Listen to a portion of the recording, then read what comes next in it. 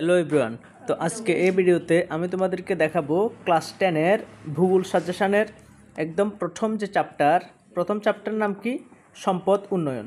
তো এই চ্যাপ্টার থেকে আমি তোমাদেরকে দেখাবো ইম্পর্ট্যান্ট কিছু 1 মান প্রশ্ন। দেখো, প্রথম যে চ্যাপ্টার সম্পদ এবং উন্নয়ন, এই চ্যাপ্টার থেকে আমি আজকের এই ভিডিওতে তোমাদেরকে টোটাল 15টা 1 মান বলবো, ঠিক আছে? তো তোমরা অবশ্যই যারা যারা পারো মিলে নিবা, আর অবশ্যই এই ভিডিও প্রত্যেকটি প্রশ্ন শিখে নিবা, ঠিক আছে? এগুলি খুব ইম্পর্ট্যান্ট।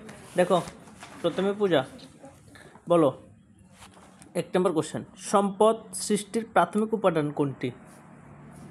ঠিক আছে, সম্পদ সৃষ্টির প্রাথমিক উপাদান কোনটি? তো এটা সঠিক উত্তর হলো প্রকৃতি, ঠিক আছে? না, তোমরা করবে না, হ্যাঁ না পারলে আপনি কয়ো।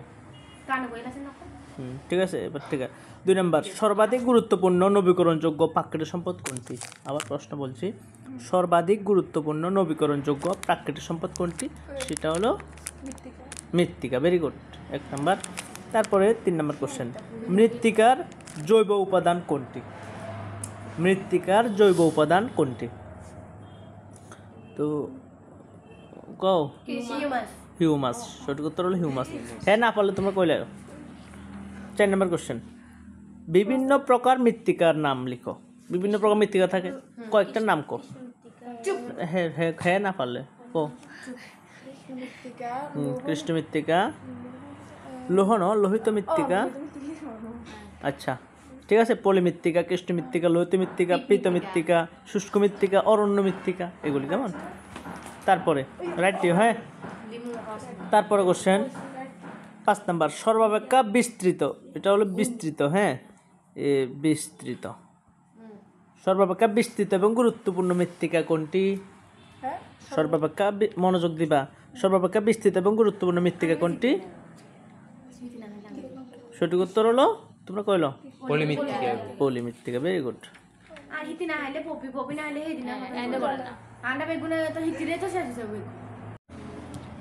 তো তারপরে কোশ্চেন দেখো 6 নম্বর, জলবিদ্যুৎ শক্তি কী ধরনের সম্পদ? জলবিদ্যুৎ শক্তি কী ধরনের সম্পদ? একদম তোমরা, হ্যাঁ প্রবহমান সম্পদ, ঠিক আছে? তোমরা বারবার প্রশ্নটা পড়বা, জলবিদ্যুৎ শক্তি কী ধরনের সম্পদ, জলবিদ্যুৎ শক্তি কী ধরনের সম্পদ, প্রবহমান সম্পদ, এমন যত বেশি পড়বা তত বেশি শিখা হবে। তারপরে পলিমৃত্তিকা কিসের মিশ্রণ? পলিমৃত্তিকা কিসের মিশ্রণ? তো পলিমৃত্তিকা কিসের মিশ্রণ? আনসার তুমি বলো, আনসার। হ্যাঁ ভেরি গুড, বালি, পলি এবং কাদামাটির, ঠিক আছে? তারপরে কোশ্চেন নাম্বার 8, তুমি পলিমাটিকে কয় ভাগে ভাগ করা যায় ও কি কি? পলিমাটিরে 2 ভাগে, ভাঙ্গর ও খাদর, ভেরি গুড। তারপরের কোশ্চেন হলো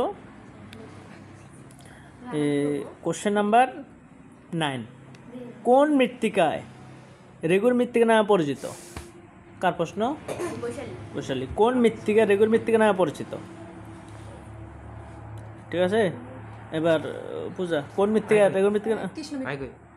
কৃষ্ণ মৃত্তিকা, ঠিক আছে, কৃষ্ণ মৃত্তিকা, ভেরি গুড। তারপর কোশ্চেন নাম্বার 10, কার্পাস বা তুলো উৎপাদনের জন্য কোন মৃত্তিকা আদর্শ? কৃষ্ণ মৃত্তিকা। ওই কবিনারে ক্ষেত্রে প্রশ্ন আসছিল, তাহলে সঠিক উত্তর হলো কৃষ্ণ মৃত্তিকা, ঠিক আছে? Very good. কার্পাস বা তুলো উৎপাদনের জন্য কোন মৃত্তিকা আদর্শ? কৃষ্ণ মৃত্তিকা বা রেগুর মৃত্তিকা। তারপরে কোশ্চেন নাম্বার 11, ঠিক আছে? এবার আনসারগুলি তোমরা দেখতে পাবে না, কিন্তু আমার যে মেন সাজেশন PDF, ওইটাতে আনসার সহ সব রয়েছে, ওইটা কালেক্ট করলে অবশ্যই শিখতে পারবা।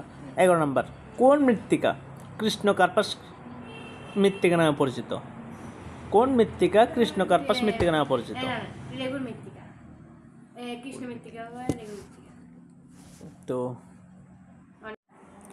তো দেখো আনসারটা আমি বলছি, কোন মৃত্তিকা কৃষ্ণ কার্পাস মৃত্তিকা নামে পরিচিত? সেটা হলো কৃষ্ণ মৃত্তিকা, ঠিক আছে? এটা প্রশ্নের মধ্যেই উত্তর আছে, কৃষ্ণ কার্পাস মৃত্তিকা নামে পরিচিত হলো কৃষ্ণ মৃত্তিকা, আর কি, কেমন? এতটুকু রাইট। তো 12 নম্বর, একটি পরিবেশ বান্ধব জ্বালানির নাম লিখো। একটি পরিবেশ বান্ধব জ্বালানির নাম লিখো। প্রাকৃতিক গ্যাস, ভেরি গুড। তারপরে তুমি 13 নম্বর, ল্যাটেরাইট শব্দটি কোন শব্দ থেকে এসেছে এবং এর অর্থ কী? ল্যাটেরাইট শব্দটি কোন শব্দ থেকে এসেছে এবং এর অর্থ কী বলো? হ্যাঁ কও। ল্যাটিন শব্দ লেটার থেকে এসেছে, যার অর্থ হলো ইট। ইট, ভেরি গুড, রাইট ডাউন লিখতো না, ঠিক আছে। তাহলে সঠিক উত্তর কি? ল্যাটিন শব্দ থেকে এসেছে, অর্থাৎ এটা হলো ল্যাটার, এর অর্থ হলো ইট। কিছু তো না। তারপরে এই ইট করলে হতো না, পুরোটা করতে হবে কোন শব্দ থেকে, ল্যাটিন শব্দ ল্যাটার থেকে, ঠিক আছে। তারপর কোশ্চেন নাম্বার 14 তুমি, হ্যাঁ, এজেন্ডা 21 স্বীকৃতি পায় কোন শতাব্দীতে? এজেন্ডা 21 স্বীকৃতি পায় কোন শতাব্দীতে? তো তুমি কও, তুমি কও বিংশ শতাব্দীতে, সঠিক উত্তর, ঠিক আছে। এজেন্ডা 21 স্বীকৃতি পায় বিংশ শতাব্দীতে। তো আজকের ভিডিও লাস্ট কোশ্চেন দেখো, উৎপত্তি অনুসারে সম্পদ কত প্রকার ও কি কি? কি কি? জৈব সম্পদ, অজৈব সম্পদ, ভেরি গুড আনসার, ঠিক আছে। তো আজকের জন্য এতটুকু। যারা আনসার সহ সম্পূর্ণ পিডিএফটা একদম